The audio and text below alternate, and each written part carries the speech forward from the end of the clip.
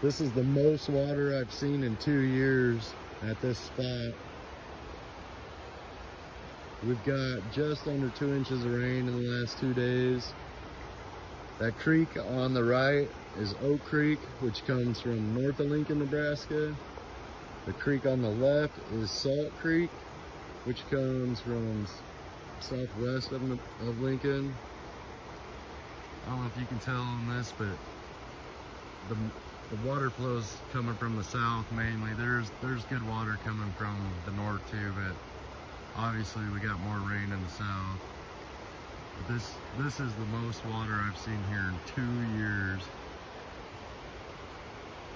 It'd be nice to fish it this weekend. See if anything's in here or not. Hopefully it keeps raining. We're in the middle of a stream.